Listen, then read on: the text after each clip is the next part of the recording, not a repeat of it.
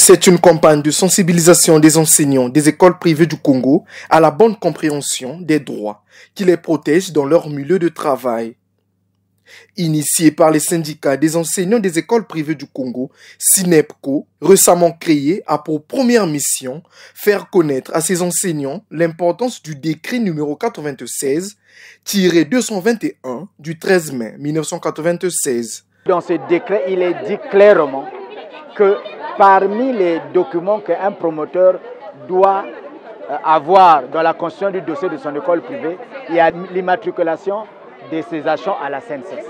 Donc c'est un droit qui est reconnu par ce décret que je venais de vous citer, qui n'est pas une invention. Donc nous sommes en train de réclamer simplement nos droits et que c'est ces droits-là qu'il fallait faire connaître auprès de nos syndiqués. Et puis il n'y a pas que les promoteurs qui bafouent les droits. Il y a aussi une injustice que nous avons constatée du côté de l'État. Parce que nous recevons la même formation des inspecteurs, au public comme au privé. Nous avons les mêmes conseillers pédagogiques qui nous encadrent, au public comme au privé. Nous formons le même élève congolais. C'est parfois le secteur privé qui présente même certains meilleurs élèves. Mais quand on arrive lors des examens d'État, le secteur privé est laissé de côté. Souvent rémunéré selon les humeurs des promoteurs des écoles privées, Stanislas Constant rassure les enseignants. Le droit le plus récent, c'est celui que le président de la République venait de signer à travers un décret, le SMIG, qui est passé de 50 400 à 70 400 depuis le 31 janvier 2025.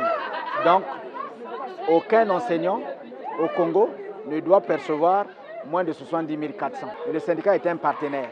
Il y a beaucoup de promoteurs qui se font hors la loi. Ils bravent même le pouvoir de l'État. Je veux dire, ils sapent les efforts du gouvernement. Parce que le gouvernement est en train de donner aux enseignants du privé des avantages, mais que les promoteurs ne respectent pas. On ne peut pas continuer à saper les efforts d'un gouvernement responsable. Après l'arrondissement 7 Filou, la délégation se rendra dans d'autres arrondissements de Brazzaville pour la suite de cette sensibilisation.